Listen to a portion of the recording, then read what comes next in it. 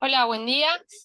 Yo soy Jennifer Mañasco y para empezar el módulo de valopatías vamos a empezar con estenosis aórtica.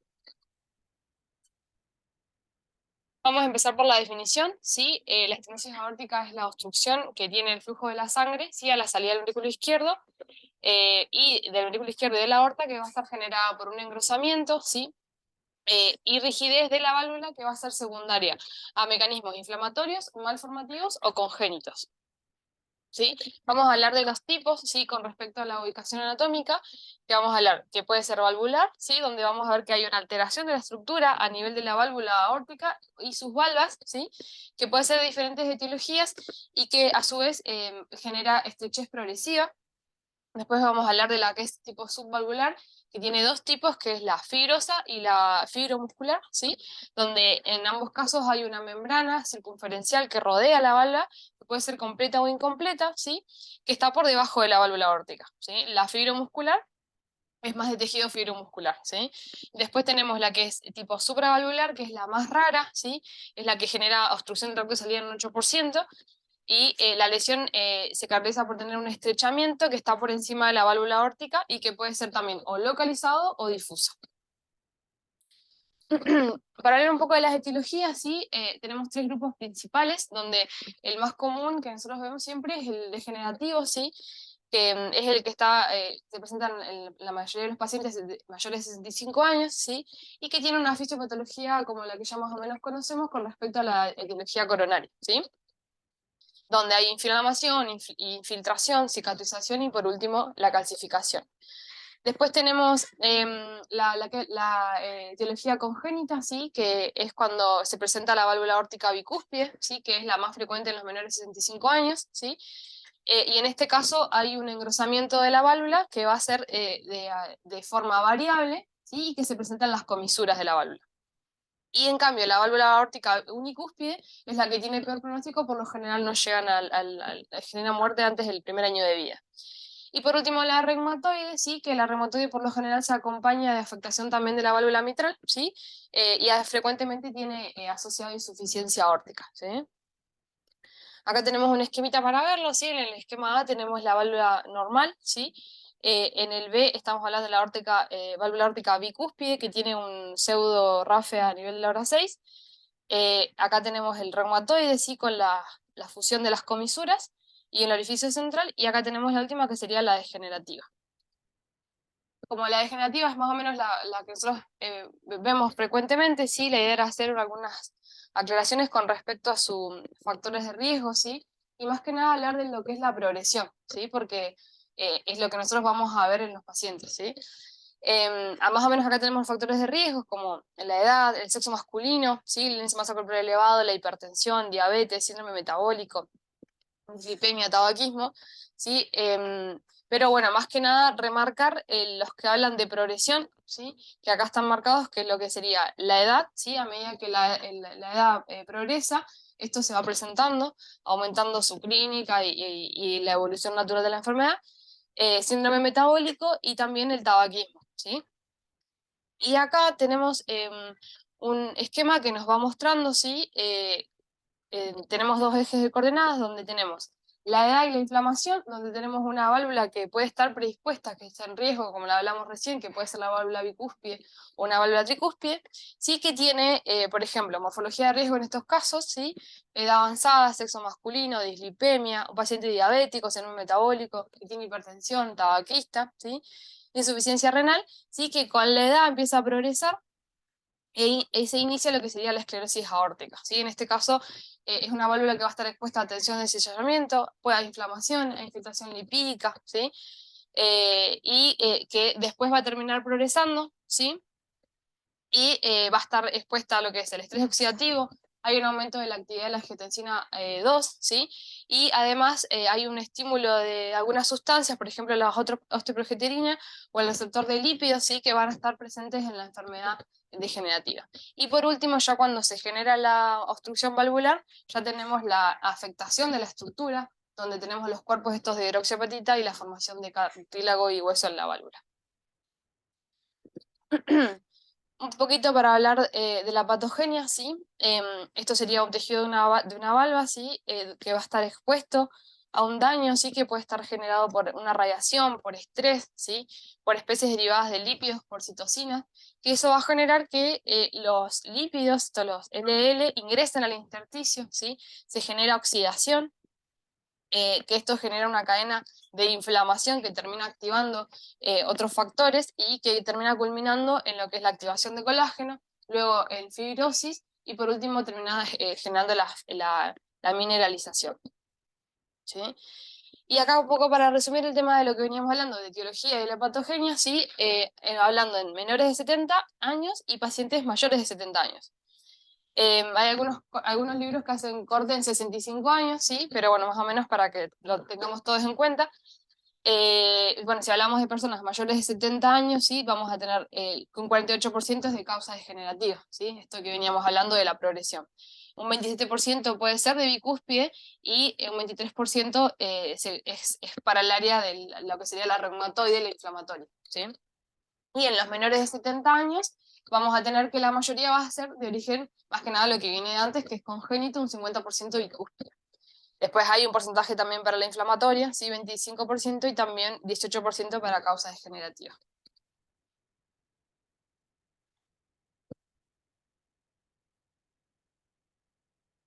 Bueno, para continuar con la fisiopatología, como habíamos hablado antes, ¿sí? La estenosis aórtica resulta de la obstrucción al vaciamiento del ventrículo izquierdo, ¿sí? Y esta obstrucción es importante que recordemos que tiene un inicio que es gradual y una progresión que va a ser gradual. Y eso se debe a que hay un mecanismo compensador del ventrículo izquierdo, ¿sí? Entonces, para empezar a repasar un poco de conceptos, ¿sí? Que ya más o menos todos los conocemos, ¿sí? Pero es importante que recordemos el concepto de poscarga, ¿sí? Que es la resistencia que ofrece, o sea, contra el ventrículo, ¿sí? Que debe enfrentar para la expulsión de la sangre, ¿sí? Justamente hablando de este mecanismo de adaptación que tiene que sufrir el ventrículo, ¿sí? Para poder vencer esta poscarga, vamos a citar un concepto, ¿sí? Que se utiliza para explicarlo, ¿sí? Que es el concepto de Laplace, ¿sí? Donde lo que nosotros lo queremos charlar es el tema de la tensión que tiene el ventrículo izquierdo, ¿sí? Y la tensión esa va a ser igual a la presión por el radio sobre 2 por espesor, ¿sí? En este mecanismo de adaptación, ¿sí? Que sufre el ventrículo para vencer esa poscarga, se genera esta adaptación con el aumento de espesor, ¿sí? Ahí vamos a ver un poquito en este eje de coordenadas donde lo que quiere mostrar sí, es la poscarga, cómo se modifica la poscarga, cómo se modifica la fracción de eyección con respecto a la poscarga.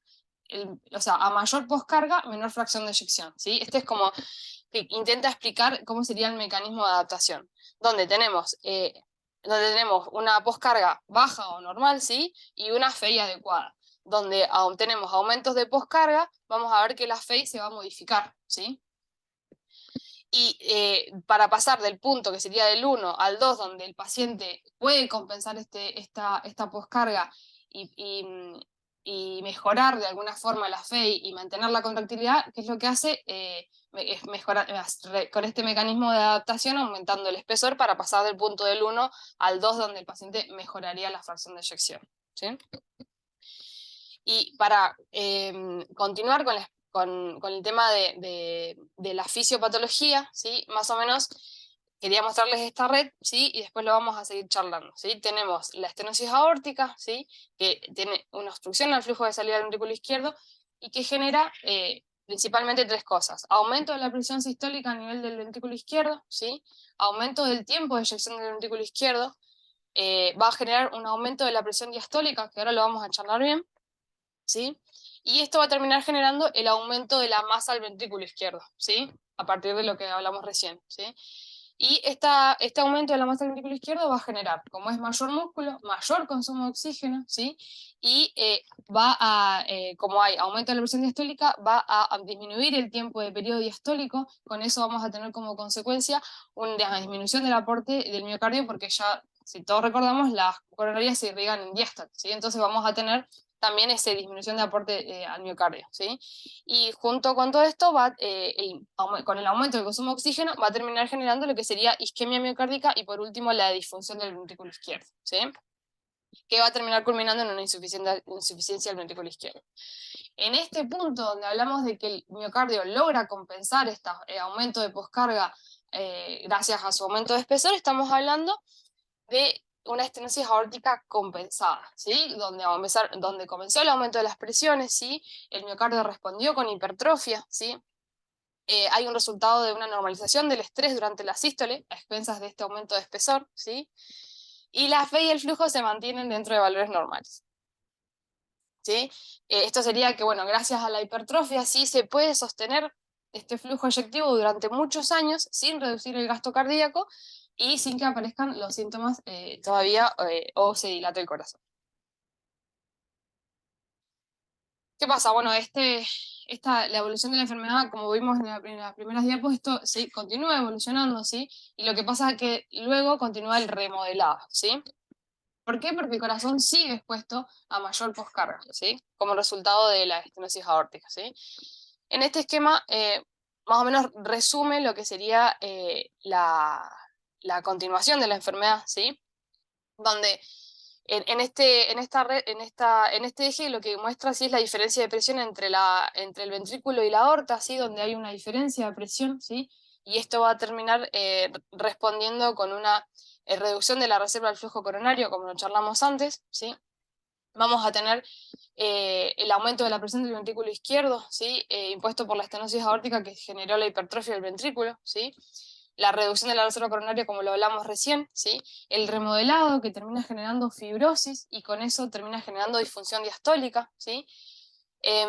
La dilatación de la aurícula izquierda, sí, que se debe a el aumento de la presión del ventrículo izquierdo genera aumento de presiones dentro de la aurícula izquierda, sí, que a menudo, cuando la enfermedad progresa, conduce a hipertensión pulmonar, sí, y cuando la enfermedad continúa progresando, termina generando disfunción del ventrículo izquierdo, sí, cuando la enfermedad está más avanzada, sí. Entonces tenemos como consecuencia de este remodelado, ¿sí? Hipertensión pulmonar, la disfunción diastólica por la fibrosis que se genera en el músculo, la función sistólica que va a estar reducida, la hipertrofia del ventrículo izquierdo, la reducción de la reserva del flujo coronario y la fibrosis miocárdica, ¿sí? Esto habla de una etapa donde hay un agotamiento, esta etapa compensadora, ¿sí? Y lo que se denominamos como estenosis aórtica descompensada, ¿sí? Y en resumidas cuentas lo que se genera es una alteración de la distensibilidad del músculo, de la alteración de la función sistólica y de la función diastólica, ¿sí? Y todo esto continúa progresando, ¿sí? Y este desarrollo de fibrosis lleva a una disminución de la fracción de eyección, el aumento de los volúmenes ventriculares, puede generar como consecuencia de la mala función del músculo insuficiencia mitral, ¿sí? Aumento de las presiones diastólicas que se van a terminar como correspondiendo a la aurícula y también al capilar pulmonar, ¿sí? Que nos va a terminar generando la falla cardíaca, ¿sí? En esta red también resume nuevamente todo, ¿sí? Donde comienza por disminución del gradual del área, ¿sí? Sobrecarga del ventrículo izquierdo, aumento de estrés parietal, ¿sí? Que compensa, como hablamos recién, con la hipertrofia concéntrica, se normaliza el estrés, la contractilidad se preserva, ¿sí? Pero cuando progresa la estenosis aórtica, falla este mecanismo y la poscarga nuevamente está elevada, se reduce la contractilidad del miocardio, hay dilatación ventricular y se genera disfunción sistólica del ventrículo izquierdo, ¿sí? Cuando se genera esta hipertrofia del músculo, el remodelado, sí se alteran las propiedades diastólicas del ventrículo y también se genera la disfunción diastólica, y con eso la falla cardíaca, ¿sí? Acá la idea era mostrar cómo se a raíz de todo esto se termina modificando el loop presión-volumen, que nosotros ya conocemos el normal, ¿sí? Es el que está en liñitas punteadas, en liñita negra, ¿sí? Donde, bueno, siempre tenemos el volumen de fin de sístole, que en la mayoría de los casos es de 50, ¿sí? En este caso el volumen de fin de sístole aumenta, ¿sí? Y el volumen sistólico termina disminuyendo, que sería esto de acá hasta acá, y que cuando, para expulsar la cantidad de sangre que tiene el ventrículo, ¿sí? Normalmente lo hace a 120 milímetros de mercurio, en este caso tiene que aumentar, ¿sí? Y de esta forma se termina modificando el loop presión-volumen, ¿sí? Acá la idea era hablar un poquito de la evolución natural, ¿sí?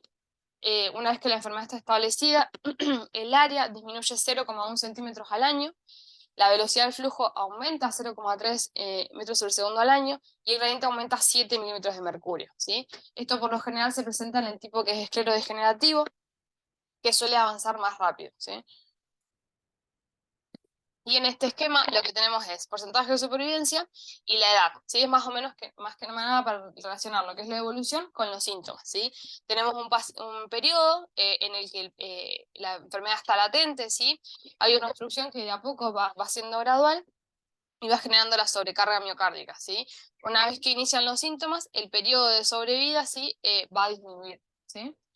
Entonces, lo que muestra este esquemita de acá, ¿sí? Es que uno de los primeros síntomas que suele aparecer es la disnea, ¿sí? Y que una vez que aparece la sobrevida es de 2 años, ¿sí? Cuando aparece el síntoma, lo que sería la angina, ¿sí? La supervivencia es de hasta 5 años, y cuando el síntoma que predomina empieza el síncope, el predominio es la supervivencia es a 3 años, ¿sí? Esto nos habla de que la evolución natural junto con el pronóstico de la enfermedad se evalúa siempre en función de los síntomas, ¿sí? Bueno, ¿cuáles son los síntomas y los signos? Sí, tenemos 3 síntomas principales que los acabo de nombrar. ¿Sí? La disnea, sí. La disnea es el síntoma por lo general más frecuente que el paciente presenta. Puede ser una disnea clara o puede ser que el paciente lo refiere como una molestia. Em, y bueno, esto se debe a que hay un aumento de la presión diastólica final elevada en el ventriculo izquierdo, ¿sí? Y que se considera como insuficiencia cardíaca diastólica, ¿sí? Después puede ser que el paciente presente ANGOR, ¿sí? Que puede estar asociado a enfermedad coronaria, ¿sí? Pero también se puede interpretar como una tensión parietal exagerada debido a la hipertrofia que tiene el ventrículo, ¿sí? Y también síncope, que por lo general se debe a hipoflujo cerebral, ¿sí? Que puede estar desencadenado obviamente por arritmias, ¿sí? Trastornos de conducción, ¿sí? Pero también sabemos que en estos casos la respuesta del gasto cardíaco está limitada en estos pacientes, entonces, por ejemplo, en ejercicio que se produce vasodilatación no se puede compensar con un aumento del gasto cardíaco. En cuanto a los signos, sí, tenemos el latido carotídeo, que es el que refleja la onda de la presión arterial, ¿sí? La observación, ¿sí? En la estenosis aórtica, ¿sí? Es un pulso carotídeo que tiene un ascenso lento, tiene un pico tardío y es de baja amplitud, ¿sí? Este es el latido que se conoce como el parvus tardus, ¿sí? Después tenemos el soplo sistólico, que es de tipo, este es romboidal, se escucha más que nada en el borde parasternal izquierdo, ¿sí? Y puede tener un segundo ruido disminuido o está ausente. Y a veces tiene un desdoblamiento paradójico por retardo del componente A2, ¿sí? El soplo sistólico es de tipo romboidal, como está en el esquema acá, ¿sí? Y cuando este se prolonga en el tiempo, a veces tapa el R2, que es lo que nos indica un criterio de severidad, ¿sí? Después tenemos el fenómeno de Gallardín, que es un soplo que es un poco más finito, que se escucha más que nada en el foco mitral, ¿sí? Y que bueno, se debe a esa calcificación del aparato subvalvular. Después tenemos el impulso carotídeo, ¿sí? Que es mantenido y por lo general se desplaza en sentido inferior y lateral, ¿sí? Y a menudo es visible y palpable. La vibración sistólica, que por lo general se oculta, se aprecia mejor cuando el paciente se inclina hacia adelante, ¿sí? En expiración completa, ¿sí? Y se palpa con mayor facilidad en el segundo espacio intercostal derecho o en la escotadura supraesternal, ¿sí? Y se transmite por lo general a las arterias carótidas.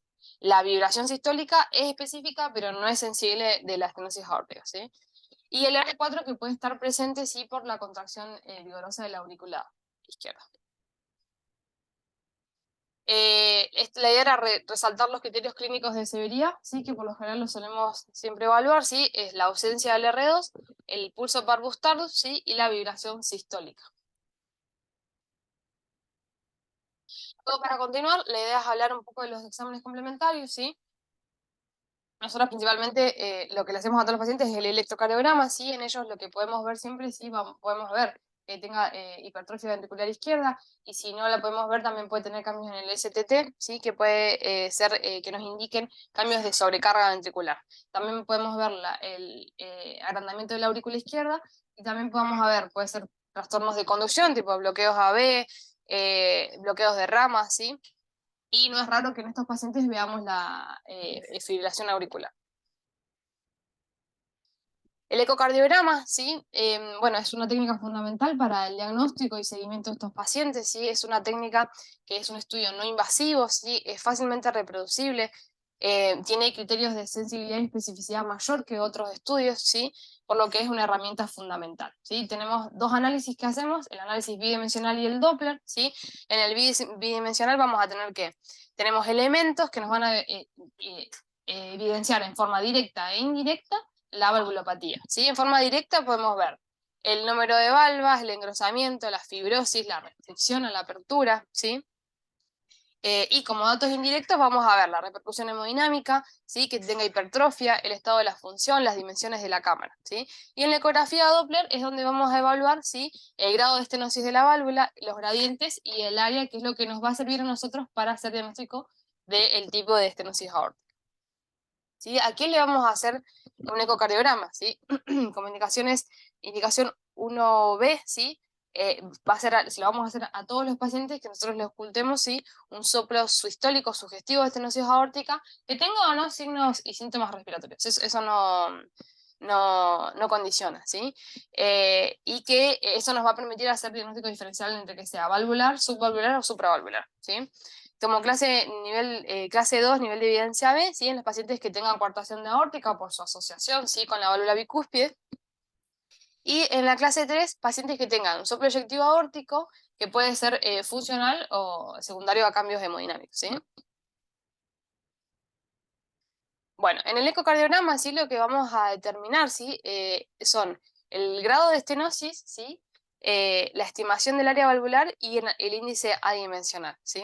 Estos son valores que se van a tomar cuando uno hace el eco, ¿sí? Pero más que nada lo saca el ecocardiograma, ¿sí? A modo de esquema. Y bueno, más que nada, cuando nosotros determinamos estos valores, la idea es poder clasificarlo al paciente, ¿sí? Y con respecto a esos resultados, ¿sí? Donde tenemos el área valvular, el gradiente medio, la velocidad pico, que son los que nos van a dar el diagnóstico, ¿sí?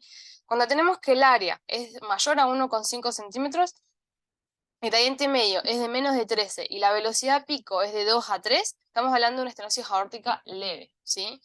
Cuando el área es de 1,5 a 1, el gradiente medio es de 13 a 25 y la velocidad pico es de 3 a 3,5, estamos hablando de moderada, ¿sí? Moderadamente grave es cuando el área es de 1 a 0,8, el gradiente medio es de 26 a 39 y la velocidad pico es de 3,6 a 3,9. Y cuando es grave estamos hablando de que el área es menos de 0,8, ¿sí? El gradiente medio es más de 40, la velocidad es más de 4, ¿sí? Y estamos hablando de que es estenosis aórtica grave, ¿sí? Y con respecto a estos valores, viene lo que sería la clasificación de los estadios clínicos, ¿sí? Vamos a tener que se dividen en 4 grupos. El primer grupo es cuando nosotros vemos que el paciente tiene la estenosis aórtica con el área menos de 1 centímetro, ¿sí? Y el gradiente medio que va a ser más de 40. En estos casos no hace falta medir ni la función ni nada más, con que tengamos estos resultados ya tenemos estenosis aórtica severa, ¿sí? Después tenemos el grupo 2, donde tiene bajo gradiente, bajo flujo y fe deteriorada. ¿Qué tenemos? El área siempre menos de 1 centímetro, ¿sí? El gradiente medio menos de 40, ¿sí? Y la fe deteriorada. También le podemos medir el índice de volumen latido, que en estos casos es en menos de 35, ¿sí? En estos casos es importante tomar en cuenta estos pacientes porque hay que diferenciar entre estenosis aórtica grave y la pseudoestenosis. ¿Qué es lo que pasa? Es que se genera en un grupo de pacientes donde la estenosis aórtica no es por que la válvula funciona mal, sino que el músculo no funciona bien. Entonces está indicado hacerles un estudio que es para darle fuerza al miocardio, ¿sí? Se hace con un inotrópico, con dobutamina, y la idea es evaluar si el problema de la válvula es la válvula o es el músculo que no le funciona, ¿sí? Que ahí lo vamos a charlar igual. Y después tenemos el tercer grupo, que es la estenosis aórtica de bajo gradiente, bajo flujo y que tiene FEI conservada, ¿sí? El área es de menos de 1, el gradiente es menos de 40 y la FEI es más de 40, con el índice de volumen latido que es menos de 35, ¿sí? En este grupo se encuentran más que nada los pacientes ancianos, ¿sí? Donde, vieron que hablamos al principio de la sobrecarga que le genera la estenosis aórtica, acá hay como una doble sobrecarga, ¿sí? Porque los pacientes asociados tienen la hipertensión arterial, ¿sí? Que les genera una doble sobrecarga del corazón, ¿sí? Y en estos casos hay que definir si se trata de una estenosis aórtica severa o no. Y por último tenemos el caso donde tenemos estenosis aórtica con flujo normal, gradiente bajo y la función conservada. Tenemos el área de menos de 1, el gradiente medio menos de 40, la FEI más de 40 y el índice de volumen latido más de 35. En estos casos, por lo general, los pacientes se evalúan y siempre cuando se estudian terminan teniendo una estenosis aórtica moderada. También lo vamos a echar un ratito. Bueno, como les dije antes, el test de dobutamina es el test que se realiza en los pacientes del segundo grupo para esto poder diferenciar si se trata de una estenosis aórtica o si es una pseudoestenosis aórtica, donde se debe a que el músculo no es el que está funcionando bien, ¿sí? ¿Qué se hace el test con dobutamina, que es un inotrópico, ¿sí? Que lo que va a evidenciar es la presencia de reserva contráctil, ¿sí? Si nosotros tenemos un aumento de volumen sistólico del 20%, decimos que ese músculo puede funcionar, ¿sí? Y en consecuencia se va a objetivar un incremento del gradiente transvalvular aórtico, ¿sí? Y esto nos va a permitir descartar, ¿sí?, la pseudoestenosis. Entonces, como resultado de este estudio nos van a dar tres resultados, ¿sí? Puede ser que le hagamos el test con dobutamina a este grupo de pacientes, aumente el gasto cardíaco, el área aumenta y el gradiente aumenta, ¿sí? Estamos hablando de que la estenosis en este caso es no grave, ¿sí? Y va a ser pseudoestenosis si el área aumenta más de 0,2 con un área final que va a terminar siendo más de 1 centímetro cuadrado, ¿sí? En estos casos estamos hablando de que no es grave porque el área aumentó, ¿sí? Después tenemos el grupo 2, ¿sí? Donde el gasto cardíaco aumenta, el área se mantiene más o menos igual, o sea que seguimos hablando de estenosis, y el gradiente aumenta, ¿sí? En este caso estamos hablando de que el paciente no respondió, ¿sí? Y que tiene estenosis aórtica grave, ¿sí? Que puede tener aumento de la reserva contráctil, pero en este caso el área no se modificó, entonces continuamos con el mismo camino de que el diagnóstico continúa, ¿sí? Y en el caso 3, el gasto cardíaco se modifica más o menos, el área más o menos, pero no mejora, y el gradiente tampoco, ¿sí? En estos casos es no concluyente, y en estos casos no podemos ver si el problema es de la válvula o es del músculo. Entonces, al no poder definir esto, ¿sí?, es un poco más complejo, y los pacientes por lo general tienen un mal pronóstico, ¿sí? Estamos hablando de una enfermedad avanzada. Después tenemos como estudio complementario, ¿sí?, la ergometría, ¿sí?, que nos va a servir para el grupo de pacientes, ¿sí?, donde es importante para determinar el tiempo quirúrgico de las estenosis aórticas, ¿sí? Porque vamos a ver que siempre el tratamiento se define si el paciente está sintomático o asintomático. Nosotros podemos tener un paciente que tiene el diagnóstico por eco, pero está asintomático, le hacemos la prueba de esfuerzo, que es la ergometría, lo exponemos a esfuerzo. Si esa prueba de esfuerzo nos da positiva, ¿sí?, con aumento de presión o con síntomas, ¿sí?, vamos a ver que tiene indicación quirúrgica. Entonces, ¿a quién se la podemos hacer? A un paciente que tenga estenosis aórtica grave, asintomática, nivel de evidencia C, clase 1, ¿sí? A un paciente que tenga estenosis aórtica moderada, que esté asintomática, y bueno, con un poco menos de peso, estenosis aórtica sintomática grave, ¿sí?, nivel de evidencia C. Pero bueno, para que quede claro, si el paciente que le da la prueba de ergo positiva, tendría la indicación quirúrgica. También tenemos la TAC cardíaca, ¿sí?, que esto sirve más que nada para evaluar la válvula, ¿sí? En este estudio vamos a ver no solamente la repercusión, sino que también se puede ver la aorta ascendente, la distribución de calcio en las válvulas, las paredes de la aorta, el número de válvulas, ¿sí? Y es un estudio que por lo general se lo pedimos a los pacientes cuando los vamos a derivar para un tratamiento endovascular, para el TAVI, ¿sí? Y también vamos a ver que en este estudio se les pide lo que es la enfermedad coronaria, perdón, el score de calcio, que cuando da más de 1100, ¿sí?, ofrece una sensibilidad del 93% y una especificidad del 82% para diagnosticar la estenosis aórtica con un área valvular inferior a un centímetro cuadrado, ¿sí? Y va a ser útil en los pacientes estos que tengan bajo gradiente, bajo flujo y FEI conservada, que era el grupo número 3. Bueno, y acá tenemos una red que más o menos la idea era resumir, ¿sí?, el manejo, ¿sí? Nosotros vamos a tener la sospecha, ¿sí?, de estenosis aórtica que nosotros tengamos en el paciente, le hacemos un eco y lo que hacemos es medir lo que hablamos al principio de las velocidades y los gradientes, ¿sí? Vamos a tener dos grupos, ¿sí?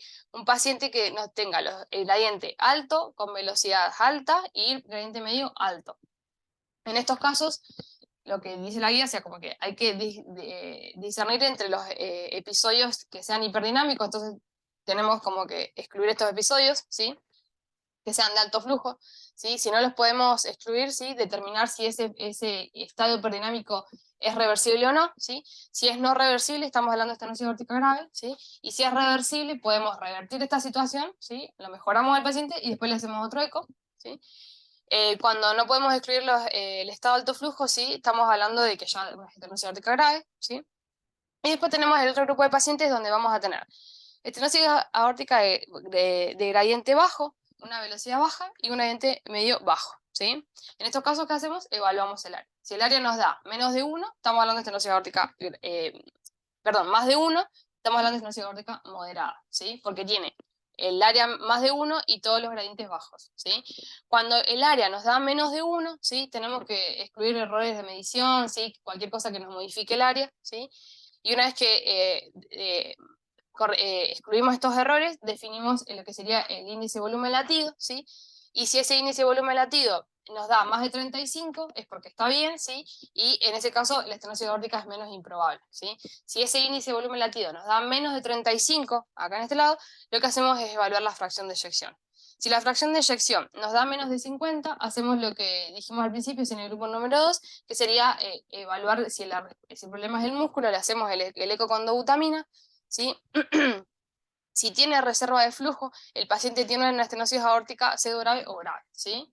Y después, si la fracción de eyección es más de 50, ¿sí?, en estos casos lo que nosotros hacemos por lo general es pedirle la tomografía coronaria, que en realidad se refiere al grupo número 3, ¿sí?, y es para evaluar si realmente se trata de una estenosis aórtica, ¿sí? Y con respecto a eso, después se hace un abordaje integral del paciente, ¿sí?, y se define si va o para cirugía o para tratamiento endovascular. Bueno, después con respecto al tratamiento, ¿sí?, vamos a hablar de lo que sería el tratamiento médico. En este caso, vamos a tener que, la idea es tratar siempre la presión arterial desde el principio de la enfermedad, ¿sí? Como hablamos, para no sumarle una segunda poscarga al paciente, ¿sí? Después, si bien no hay ninguna indicación de qué tipo de antihipertensivos usar, hay que tener cuidado con los diuréticos, ¿sí? Porque a estos pacientes, al disminuirle la precarga, puedes producir al disminuir la cantidad de volumen, le puedes producir una disminución de la precarga, ¿sí? Los IECA y los ARA estarían indicados para evitar lo que sería el remodelado y la fibrosis del músculo miocárdico, ¿sí? Y las estatinas no hay evidencia de que deberían utilizarse, ¿sí? Después, con respecto al tratamiento quirúrgico, vamos a repasar las indicaciones, ¿sí? Indicaciones clase 1, ¿sí? Vamos a realizárselo a pacientes que tengan estenosis aórtica moderadamente grave o grave, ¿sí?, que esté sintomática, como lo hablamos recién, ¿sí? Pacientes que tengan estenosis aórtica moderada grave o grave, que estén asintomáticos, pero que hayan hecho la ergo y que les haya dado positivo, ¿sí? Pacientes con estenosis aórtica moderadamente grave o grave, pero que deben ser sometidos, por ejemplo, acá lo vemos siempre, que tienen que hacerse una CRM y tienen la valvulopatía, tienen indicación de tratarse, ¿sí? Pacientes que tengan estenosis aórtica moderadamente grave o grave con una fracción de eyección menos del 50%, con nivel de evidencia C, ¿sí? Y pacientes sintomáticos con estenosis aórtica moderadamente grave o grave, con bajo flujo, bajo gradiente y fracción de eyección deteriorada, en los cuales se demuestre que el paciente tiene esta reserva contráctil, ¿sí? Después, como un poco menos de peso, ¿sí?, clase 2A, ¿sí?, pacientes que sean sintomáticos con estenosis aórtica moderadamente grave o grave, con bajo flujo, bajo gradiente y una fracción de eyección normal, ¿sí? Pacientes sintomáticos con estenosis aórtica moderadamente grave o grave con bajo flujo, bajo gradiente y fracción de eyección deteriorada, habiéndose descartado un monto necrótico por enfermedad coronaria, ¿sí?, como causa de la disfunción ventricular y que no tengan reserva contráctil, ¿sí? Más que nada nosotros nos centramos en las clases 1. Después, según la SEC, ¿sí?, más o menos esto es del 2018, ¿sí?, es un poquito más nuevo, y lo que las indicaciones son más que nada, no es indicación de cirugía, sino indicación de intervención, ¿sí? Cómo se va a hacer, eso depende del equipo, ¿sí?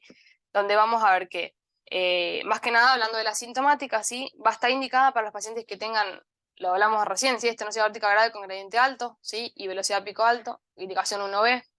Está indicada para sintomáticos con estenosis aórtica grave, flujo y gradiente bajo, con fracción de eyección reducida, pero con la evidencia de esta reserva de flujo, como lo hablamos recién.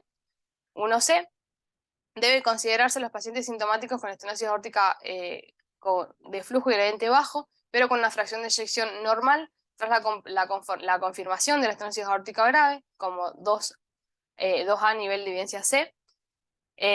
Y bueno, los otros más o menos ya lo charlamos, ¿sí?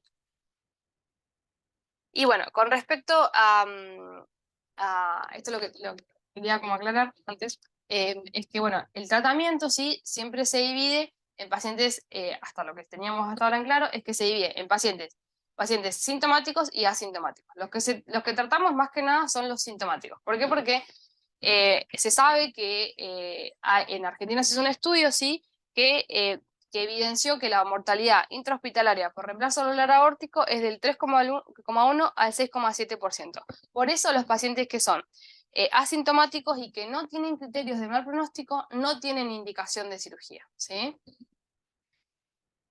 Entonces, ¿qué hacemos con los pacientes asintomáticos? Hay que estudiar los factores de mal pronóstico. Hay una serie de factores de mal pronóstico que nosotros tenemos que evaluar, ¿sí? Donde se dividen en morfológicos, hemodinámicos, en cuanto a la progresión, funcionales, comorbilidad y los bioquímicos, ¿sí?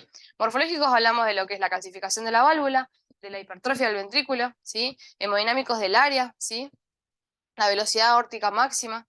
En cuanto a la progresión, hablamos de la reducción del área valvular, sí, que sea más de 0,1% al año, con un incremento de gradiente de más de 0,3, ¿sí? En cuanto a las funcionales, hablamos de lo que sería el strain global, ¿sí? Cuando sea menos de 15,9, que tenga una ergo anormal, ¿sí? Que nosotros le hagamos la ergo al paciente y que ésta tenga una respuesta normal, con modificaciones en la presión arterial, que tenga un STT, que tenga cambios en el STT, que haga una arritmia, ¿sí? Que le hagamos un ecoestrés que también sea normal, ¿sí? Que tenga comorbilidades, que el paciente tenga asociada enfermedad coronaria, o que tenga un BNP que sea más de 150. Y también tenemos criterios mayores y menores para la toma de decisión de tratar a estos pacientes asintomáticos, ¿sí? Entre los criterios mayores tenemos la calcificación de la válvula, el área valvular, la velocidad máxima aórtica, la progresión de los gradientes, la ergo anormal, el ecoestrés anormal y la enfermedad coronaria. Y dentro de los criterios menores tenemos la hipertrofia, la reducción del área, el strain de pico global longitudinal, ¿sí? Y el ProBNP. ¿Sí? En estos casos, ¿sí? En estos pacientes está indicado, ¿sí? Estratificación de riesgo constante, o sea, en cada visita que el paciente realice, ¿sí? Y el seguimiento para evaluar más que nada que aparezcan estos factores de riesgo, ¿sí? Y acá tenemos un resumen más o menos de cómo sería el tratamiento, ¿sí? Tenemos tratamiento de estenosis aórtica, vemos si el paciente está sintomático o no. Si el paciente está con síntomas y no tiene tiene ausencia de comorbilidades, ¿sí? Se puede realizar un tratamiento médico, ¿sí? Después, si el paciente tiene ausencia de comorbilidades, ¿sí? O un estado que genera improbable beneficio, ¿sí? Y tiene bajo riesgo y sin otras características que favorezcan la colocación de una TAVI, ¿sí? El paciente tiene indicación de resolución quirúrgica, ¿sí? Y si el paciente no tiene bajo riesgo, ¿sí? Y no tiene características que favorezcan la TAVI, ¿sí? La idea es hacer una evaluación del equipo cardiológico y definir si cirugía o tratamiento endovascular. Si el paciente no tiene síntomas, evaluamos la fracción de eyección. Si la fracción de eyección es menos de 50, iría para reemplazo valvular aórtico, ¿sí? Después, si el paciente tiene la FEI menos del 50% y el paciente es físicamente activo, hacemos la prueba de fuerza. Si la prueba de fuerza nos da con síntomas o caída de la presión, ¿sí? Nos da positivo, tiene indicación de cirugía. Acá. Y después, si el paciente no es físicamente activo, ¿sí? Podemos evaluar la presencia de factores de riesgo y riesgo quirúrgico, ¿sí? Y en todo caso, si el paciente tiene factores de riesgo y el riesgo quirúrgico no es el adecuado, ¿sí? Podemos reevaluar a los 6 meses, ¿sí? Y si tiene riesgos y el factor de riesgo por ahí es bajo, podríamos llegar a hacerle, ¿sí? La cirugía, en ese caso. Bueno, en forma resumida, ¿sí? Siempre clasificar si el paciente tiene síntomas o no. Esto era hasta lo último que se venía hablando en las guías. ¿Qué es lo nuevo? Ahora salió un estudio, sí, que es el Recovery Trial, sí, que acá tengo el apartado, sí, que se publicó en 2020, sí, que lo que habla, sí, es de evaluar, sí, cuál es el momento indicado de tratar estas estenosis aórticas asintomáticas, ¿sí? Se hizo el estudio fue un estudio multicéntrico, aleatorizado, abierto, que incluyó pacientes que tenían estenosis aórtica severa asintomática, ¿sí? Donde se los aleatorizó a tratamiento quirúrgico y a la forma con la que venían, que era tratamiento médico. ¿Sí? Se incluyó pacientes de entre 20 y 80 años con estenosis aórtica severa, ¿sí? Que eran candidatos a cirugía temprana, ¿sí? Fueron 145 pacientes, a 73 se les hizo cirugía temprana y a 72 se les hizo tratamiento médico, ¿sí? Con una edad media de 64%. Más de la mitad presentó válvula bicúspide con una baja incidencia de enfermedad coronaria y una fracción de eyección de 65 y un bajo riesgo quirúrgico. ¿Sí? Se excluyeron a los pacientes que, más que nada los que les separaban antes, pacientes sintomáticos, con disnea, con FEI menos de 50, insuficiencia aórtica significativa, insuficiencia mitral, que hayan tenido una cirugía previa, ¿sí? Con un test de ejercicio positivo. ¿Sí? Y el endpoint primario fue la mortalidad perioperatoria, ¿sí? Con muerte cardiovascular. ¿Cuáles fueron los resultados? Que la mortalidad perioperatoria y la muerte cardiovascular a los 4 años para cirugía temprana versus el tratamiento médico fue del 1,4% al 5,7%, y a los 8 años fue del 1,4% al 25,5%. La mortalidad por todas las causas a los 8 años fue del 10,2% para los pacientes que tenían cirugía temprana, que para los que hacían tratamiento médico un 31,8%, ¿sí? En forma resumida, ¿sí? Actualmente las guías recomiendan, ¿sí?, que la estenosis aórtica asintomática tiene indicación quirúrgica, pero clase 2B, ¿sí? Y este estudio muestra que la cirugía temprana disminuye la muerte perioperatoria, la muerte cardiovascular y la muerte por todas las causas en los pacientes con estenosis aórtica severa asintomática, ¿sí? Esto es lo nuevo, todavía no está en las guías, ¿sí? Pero es más o menos para que lo vayamos conociendo. Bueno, la idea era hablar un poquito de TAVI, ¿sí? El reemplazo valvular aórtico sí comenzó como una opción para los pacientes que tenían indicación quirúrgica, pero que tenían alto riesgo quirúrgico, ¿sí? Así que bueno, de este modo por ahora la indicación es para este grupo de pacientes, ¿sí? Se hizo una serie de estudios que fueron estudios partner, ¿sí? Donde fue el partner el 1B, ¿sí? Que se hizo para estudios se hizo para pacientes que tenían tenían prohibida la cirugía, ¿sí? Y en ellos se los aleatorizó a TAVI y a tratamiento de referencia, que es el tratamiento médico, ¿sí? Y en ellos se vio que la tasa de muerte por cualquier causa fue superior con TAVI que con el tratamiento de referencia, ¿sí? El estudio Partner 1B aleatorizó a pacientes de alto riesgo quirúrgico, también a TAVI, pero en este caso fue a TAVI en comparación con la cirugía de reemplazo valvular aórtico, ¿sí? Y la tasa de muerte al año no fue inferior con TAVI, ¿sí? Después el estudio Partner 2A, que esto fue para pacientes con riesgo quirúrgico intermedio, ¿sí? Donde se asignó de manera aleatoria a TAVI y a reemplazo valvular, ¿sí? Y la tasa de combinación de mortalidad por cualquier causa o accidente cerebrovascular incapacitante a los 2 años no fue inferior con TAVI y reemplazo valvular aórtico, ¿sí? Y en la corte de acceso, o sea, los pacientes que tenían acceso transfemoral, que fue el 76%, la TAVI fue superior con respecto al reemplazo valvular aórtico con respecto al criterio de valoración principal, ¿sí? Eso tuvieron mejor, ¿sí? Y lo que, en resumidas cuentas, lo que resume el estudio Partner 2 es que en comparación del reemplazo valvular aórtico con la TAVI, implicó menores tiempos de recuperación, ¿sí? Y un regreso más rápido a la movilidad y al domicilio. Y por último, el estudio Partner 3, que en este caso incluyó a pacientes con estenosis aórtica degenerativa con bajo riesgo, ¿sí? Los estimados con el STT, ¿sí? Que usamos acá, y con un adecuado acceso transfemoral, ¿sí? En estos casos se utilizó, se aleatorizaron 1000 pacientes, edad media 73, con un STS de 1,9, ¿sí? A TAVI con válvula percutánea expandible con un balón expandible, ¿sí? Versus un reemplazo quirúrgico, ¿sí? Se excluyeron a los pacientes que tenían fragilidad, ¿sí? Y el trabajo mostró superioridad de TAVI en el punto final combinado de muerte ictus y rehospitalización al año, ¿sí? Los hallazgos fueron los mismos en todos los subgrupos, ¿sí?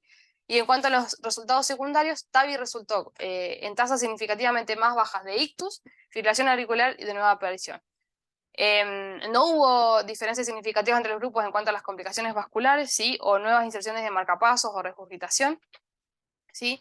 Y concluyó que TAVI con valor expandible, el SAPIEN 3, ¿sí? En pacientes de bajo riesgo, no solo son comparables a los quirúrgicos, sino que esta terapia es superior respecto a los eventos mayores, ¿sí?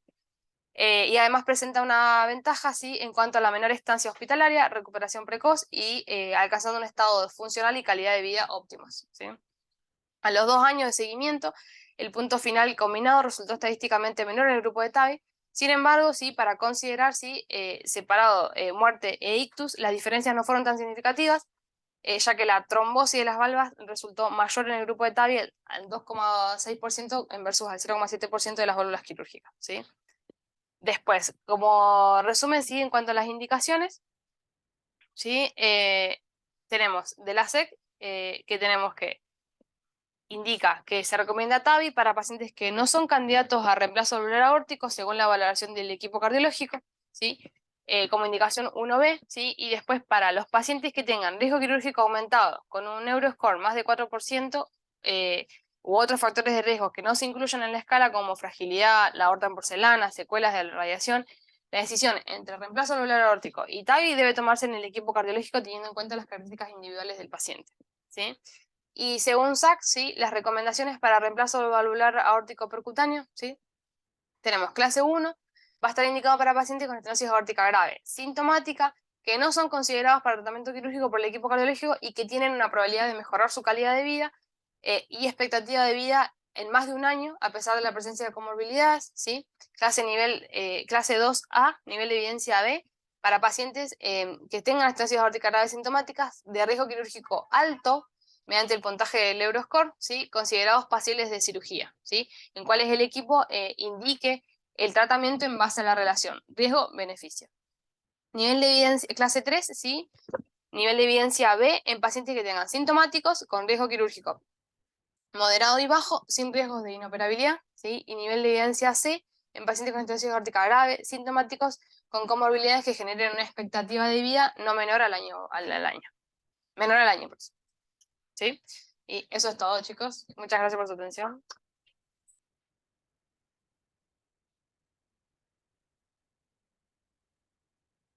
Ahí lo paré.